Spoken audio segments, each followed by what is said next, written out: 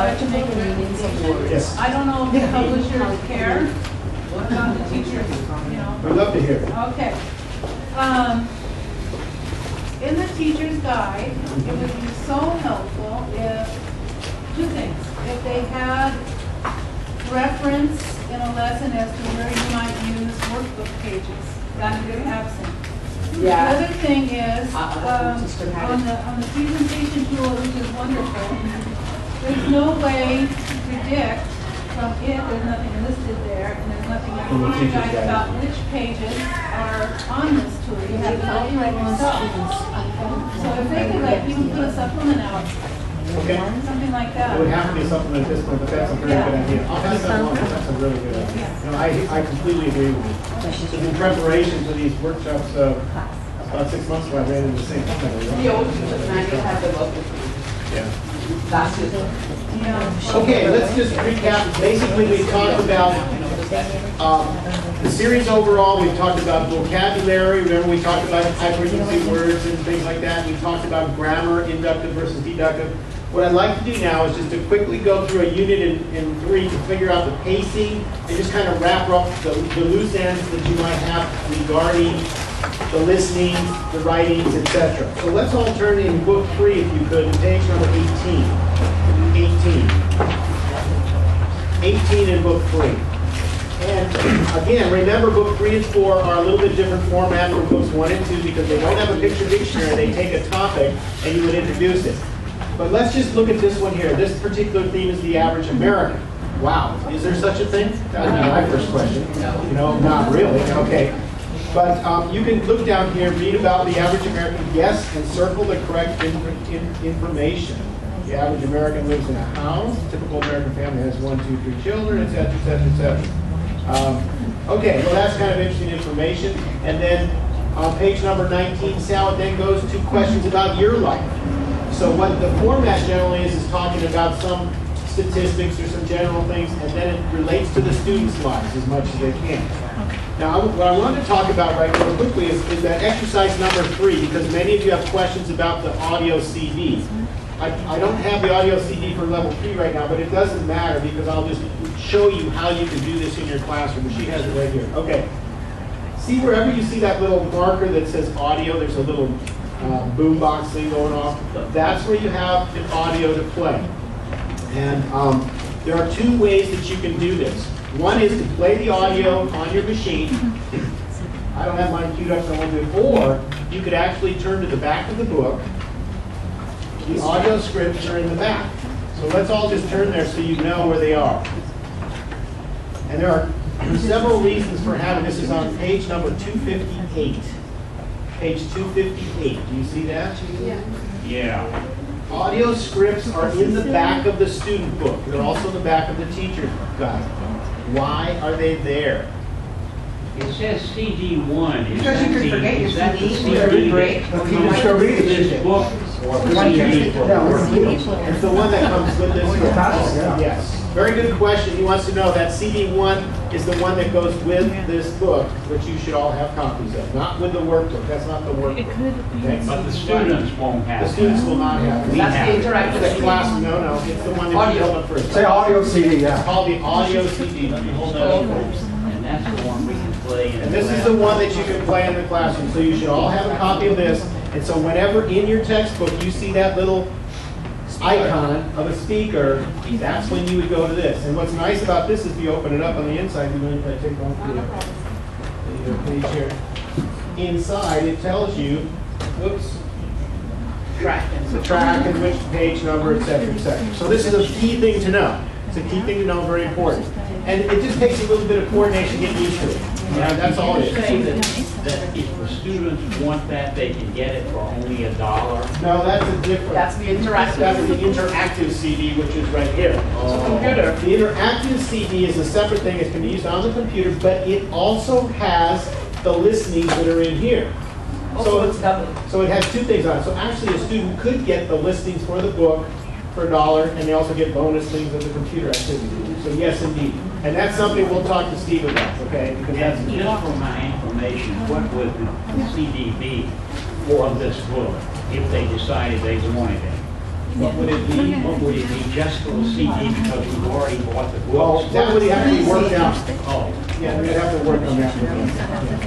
That's a separate discussion. okay. Okay, but let's just for the purpose of understanding how to teach this, I would like you all to look at page 19. And I'm going to read the audio script part of it, just so you get an idea of what it sounds like, okay? Okay. So you would have your students, you be the students, and you look at page 19. Now look at what the exercise says. It says, Charlie's talking about himself. Complete the chart. Then compare Charlie to the average American. So I'm going to be Charlie. I'm just going to read a couple paragraphs of this. Okay, hi, my name is Charlie Johnson. And I'm supposed to tell you a little bit about myself. I'm 32 years old and I'm single. That's right, I'm not married yet. I'm 6'2" tall, 6 feet 2 inches tall, and I weigh about 210 pounds. I guess I could lose a little weight. I'm a computer programmer at a large company. I like my job a lot. It's interesting, and I can be creative. My hours are long, about 10 hours a day. Sometimes I have to come in on the weekends. But the best part is the salary, $60,000 a year. Yeah, it's good. I live in the city in a one-bedroom apartment, etc., etc., etc. You get the idea. So what would your students do? They would do what we call a task-based listening. They would listen and they would try to fill in the answers right here. Do you think your students would understand that the first time through? Probably not. Usually we recommend that you play a listening at least 3 times. Okay? Sometimes you just say, just listen without even looking at the book. Then the second time they can listen and they can try to do it. And then the third time you can maybe go through the questions and answer it, and then they can listen to it again. The whole point of this is to do it several times. And do you know why we have audio tapes? We have audio tapes so they can hear different voices. If they're just hearing you all the time, they can understand you, but then they can't hear someone else, and when they hear them out there, they're just going to, wow, what's that person saying? Okay?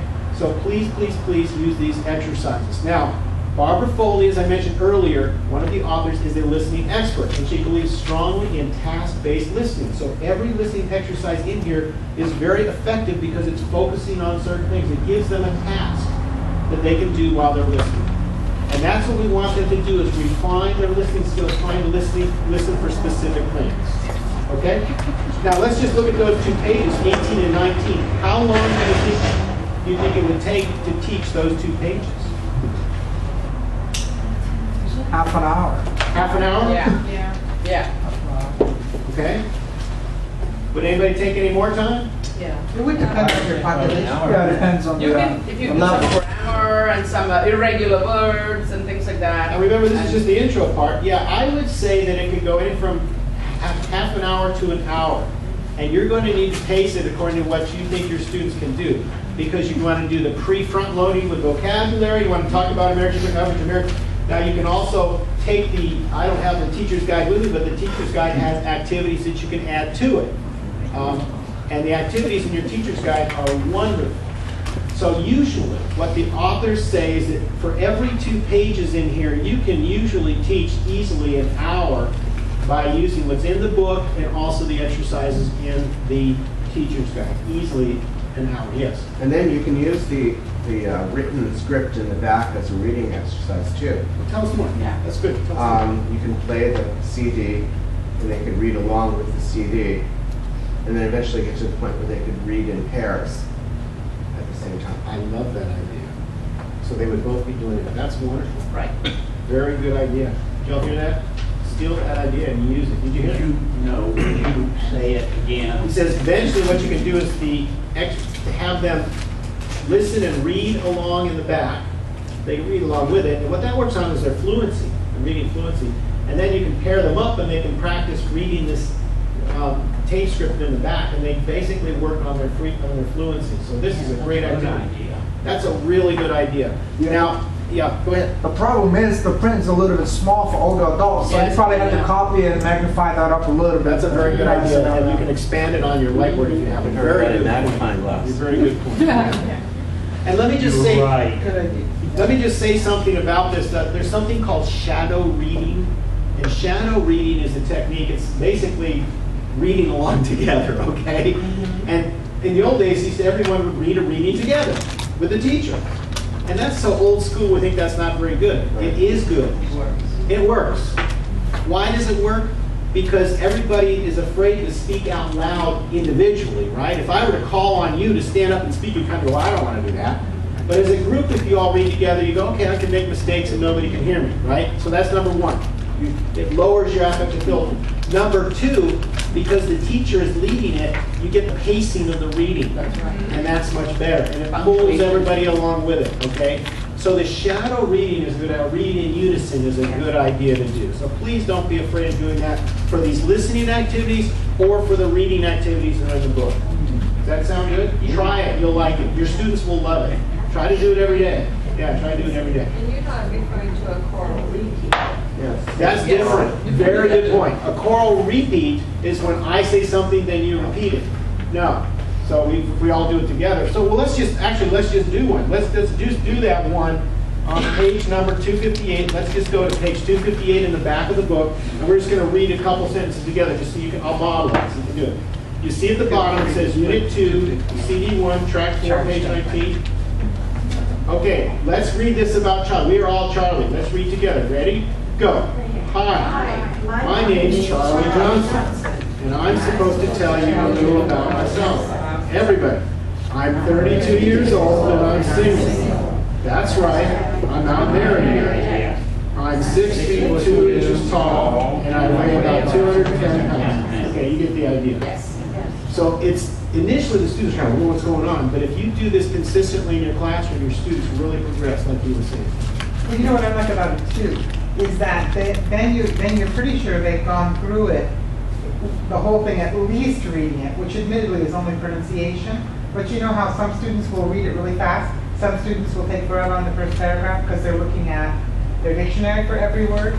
If they read with you, then at least, even though it's a little bit fast for them, at least we're all going through it at the same rate. So I think that's an advantage as well. Any other ideas or comments about things you could do on these 2 pages here? Okay.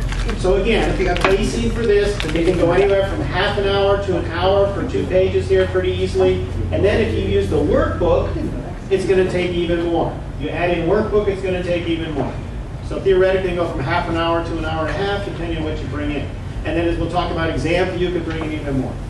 Okay, let's turn to the next page. So let's say you finish the first 2 pages and you go to page 20 and 21. Here again is where the grammar is introduced. Now remember we talked about inductive versus deductive. In this case, it's more of a deductive approach. It has the grammar boxes first, and then you have the exercises after. This is the more traditional approach.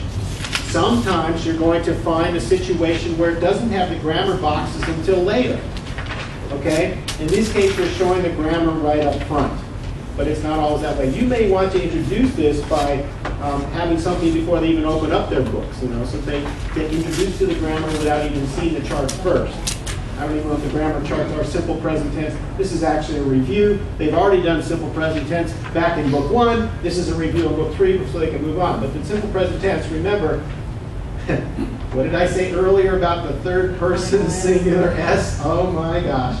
How often do we have to tell them that? So that's a review here, but they still need to practice it. Okay? One thing I want to point out, I love the exercise at the bottom of page 21. You see that working together? Wherever there's this working together section, please, please, please do these. These are so much fun. Now, some of them are very, a little more complex, and this is one of the more complex ones.